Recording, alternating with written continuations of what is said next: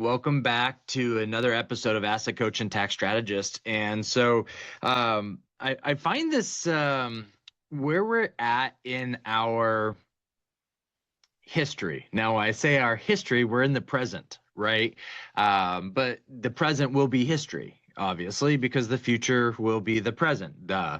Not to be philosophical on you or anything like that, but I wanted to address something. I've just kind of been sitting here and thinking about this quite a bit. I don't know if you've ever watched the Game of Thrones or if you've ever watched any series like Game of Thrones, The Last Kingdom, Vikings, any of these series that talk about man back in the past when we were with swords and shields and we were fighting and there weren't dragons. I don't know, maybe there were dragons, but think about how man, you and I, conducted ourselves. If we were a kingdom, it's because we had a leader, a king.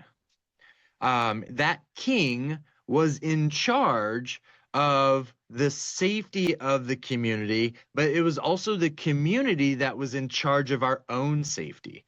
We were farmers, right? We were smiths. Each had a role and a task in society to help the society, but it also allowed us to be able to trade our skills, trade our goods and services to allow us the opportunity to survive and to work in a community versus us on our own. If you worked on yourself on your own, you didn't survive long because you had to do everything yourself. And the more and more risks that came about, the more you had to survive, right? Obviously. And so collectively, you could be able to fight off those risks or those things that would cause danger in your life to be ended, right? So let's go to fast forward to today and to the present day. What has happened today? What's going on today? We can say the Iran war or the Middle East war or whatever we want to say, whatever we want to call it. We can call it tariffs. We can call whatever we want to call it. Today, we still have leadership. In the United States, we call it a president. In other countries, they may call it a king. Other countries, they may call it a prime minister. They may call it whatever. Okay, we have a government that we created as a society here in the United States to basically structure leadership. For what purpose? So we all can hold hands and dance around a fire and sing kumbaya. No, it's for survival. It's for survival of a way of life, an ideology. Okay. And you can look at other countries, and other countries have the same thing. Some of them have centuries of history, like the Middle East or China and parts of Asia that are still building their societies based on that history. The United States is an ideology that's only been around for 250 years. Okay. Rome was around for a long time. It crumbled, right? Pretty much every society grows and crumbles to a certain point. But in that period of time, what happens? That society has to structure society to be able to survive. Okay. And we have the opportunity now, in today, the present time, to basically go into a room, a house, a structure, not a tent, right? Not under a bunch of trees, a canopy of trees, but we get to go into a house. And the crazy thing is that we get the opportunity to lock that house, whether with a key or electronically, but we get to enter that house. And then when we enter that house, we get the opportunity to flip a switch that actually turns the lights on. Or we can say, Alexa, turn on the lights, or lights on. Point is that we don't have to start a fire. We don't have to create a torch to have light or a candle. We have readily available lights. We have the ability to control the temperature in our environment by using electricity and air conditioning and heating and gas and all these infrastructural things that over the period of time in the United States history has created this opportunity for comfort.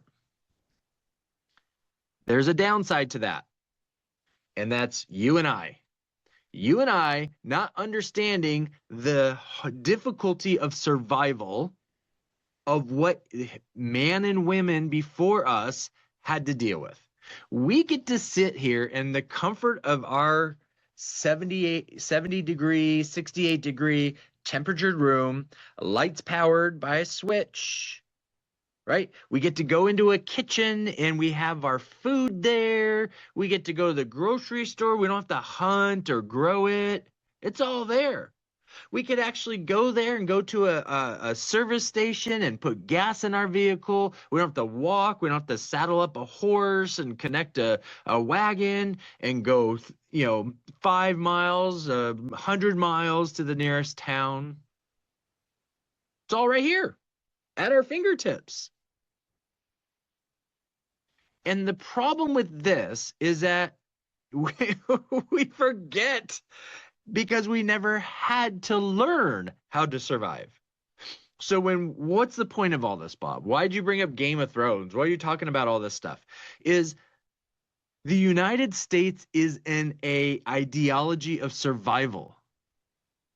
And when we look at history and we look at the United States becoming a country, it was men and women, people fought for the right to not to be taxed anymore, fought the right for independence. We built a government to secure that independence, but we still had those threats around us.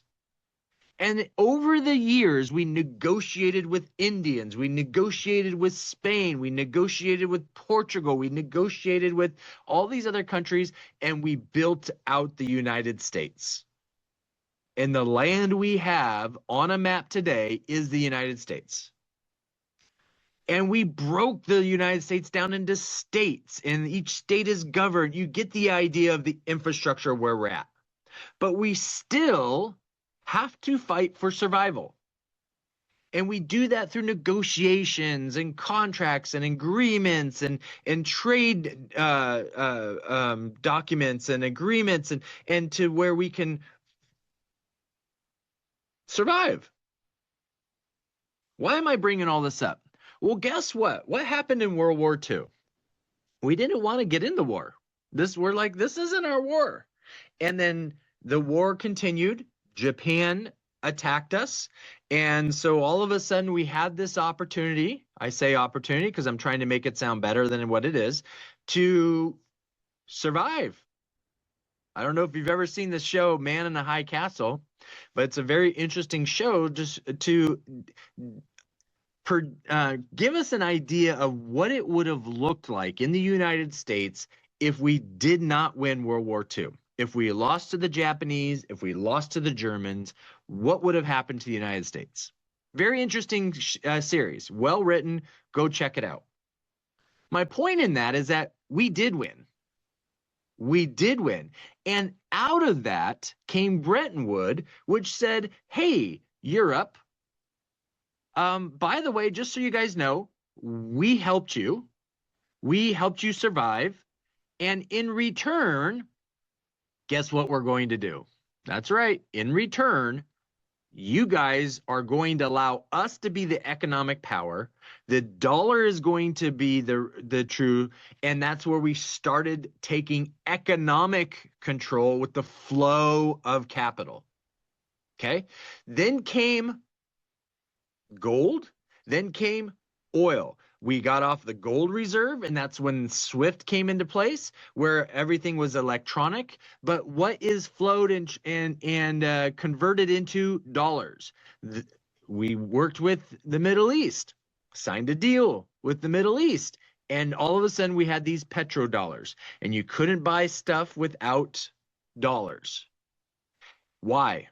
Survival. So you and I can still walk in our freaking bedroom, turn on a light without having to carry a torch to see things, or to carry a candle to see things.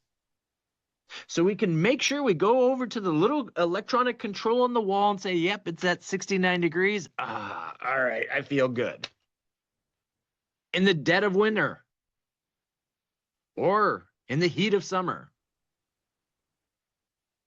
That just doesn't happen. And unfortunately, in today's society, we think that is what we're required to have. No, no, no, no, no, no. We've got to protect that. And so whether we like it or not, those threats always continue to be there. So we can either learn Mandarin, we can learn other languages, and not be the United States. Or we can fight for our survival, create allies, have the opportunity to have this way of life. Or if what certain people in this country would like is that we all grab hands, stand around a fire, and dance and sing Kumbaya because we are who we are, right? We're the United States. We can do this. It doesn't work that way. Doesn't work that way. You've never had to survive the fight and the fear of death. So that's why people are walking around with nose rings and they're coloring their hair and they're out there protesting things and saying the United States, we're not perfect. Nobody is perfect. But would you rather have the society that doesn't allow you to do what you do today? The freedoms that you have, the way of life today. And this is not a politics conversation. This is a survival conversation, because what's happening is our livelihood is based on what is controlled. That's why Bitcoin and crypto has become so popular, is this decentralization. I don't want to be told what to do. I don't want this oversight. But guess what? I've done a video on this before. All decentralization becomes centralization. Right? So I want to do crypto all by myself. No, no, no, no, no. But you couldn't. The Securities Exchange Commission was saying you can't. So you had to get a VPN and go to another country so you can do certain things in another country because of the United States oversight. And then all of a sudden we change administration, and the current administration saying, hey, yeah, we love crypto. And the SEC is now saying, oh, yeah, we do too. This is awesome. Let's do this. What's happening? Well, now it's centralizing. There's some rules, there's some regulations that are structured because of survival. Because of survival. Because if the dollar goes away, if the petrodollar goes away, if gold goes away, what becomes the new currency? Okay? It's whatever the value of the allies and the countries and the power support as such. So if they come and say black Sharpies are worth $10, this is the new currency of dollars, is the black Sharpie, and a black ink pen is worth $1, and that's what it is, and you got to trade in pens and Sharpies. If someone comes that's strong enough and forceful enough, powerful enough to dictate this as the new trade of currency of products and services, then that's what happens. That's what happens. So I just sit here and I'm just kind of like pontificating, if you will, because I'm tired of hearing people whining about how this or that, or we shouldn't be doing this. It's your survival, whether you like it or not. And maybe we go about things the wrong way, but maybe things have been tried for a long time and they're just not working. It's like when you're raising your kid. Your kid keeps doing the same thing over and over again. It's like, little Jimmy, you shouldn't be doing this. If you keep doing this, I'm going to put you on timeout. And little Jimmy keeps doing it. You don't put him on timeout. What's little Jimmy going to do? Basically, give you the proverbial middle finger. You're not going to do anything. You didn't put me on timeout. But then you put little Jimmy on timeout. He's like, hey, what are you doing? Why do you put me on timeout? And then little Jimmy gets off timeout. What happens? Little Jimmy goes and does it again. You say, you do that again, then you're not going to be on timeout. I'm going to take away your toys. I'm going to take away whatever. Now we'll see. And little Jimmy goes, dead. And guess what? You do it. You take away the little toys, and little Jimmy goes, oh, okay. Maybe mom and dad are serious. Now, that's a silly analogy, but think about what this situation is with Iran. For 40 plus years, they've been a thorn in our side. And we've said no, and we've sanctioned them, and we've done all these things societally wise. And what happens? They keep getting more and more power. They keep making more and more money. How are they able to survive with all these sanctions? Well, duh. Because it's just not us. There's other countries. They're negotiating. They have other allies on their side. So finally, we're looking here and go, well, maybe this could be a issue or way of our life. Maybe this could be a problem. So what do you do? Well, the same things that people in the kings and queens and the Game of Thrones, what do? You go kick ass. Because the words didn't work anymore. So you gotta go punch somebody in the nose. You gotta go blow stuff up. Sadly, people lose their lives in that. Because they're like, hey, I'm gonna punch you back. And the only way they go down is when they don't get up. Right or wrong, I'm not saying I'm agreeing with it. I'm just saying that's the reality of life. If you want to eat meat, you got to kill the animal. You want to eat a salad? You got to go kill the salad. Yeah, guess what? Leaves, salad, lettuce dies when you uproot it. It's a living thing. You murderer. Oh, it's okay because it's lettuce. It's not an animal. It's you're still killing the thing to eat it. But we justify it. Well, that's better because I feel better because you're bad because you kill an animal, right? It's survival. It's I need the nourishment. It's no different. We're all creatures on this planet fighting for survival. You and I may disagree with the methods, but the reality is it's still survival. You don't like it?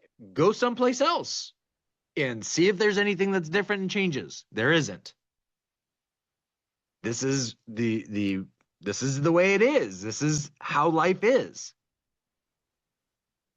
So when we're looking at this economically, financially, and we're looking at ourselves and we're looking at the economic termites of inflation, taxes, time, laws and regulations, all these things, these assets, where do we go? And, you know, they have all those have to be purchased by a currency or a value.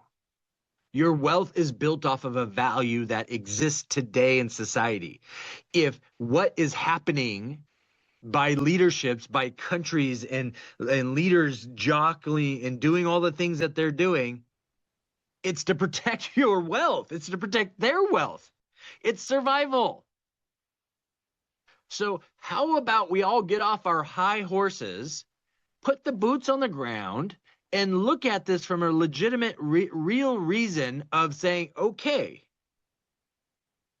it is about survival. And I like my way of life. They don't. All right, well, what happens in disagreements? Eventually, it elevates to what we're seeing. But it's still survival. It's still survival. Again, don't have to like the methods. Don't have to like the way it happens.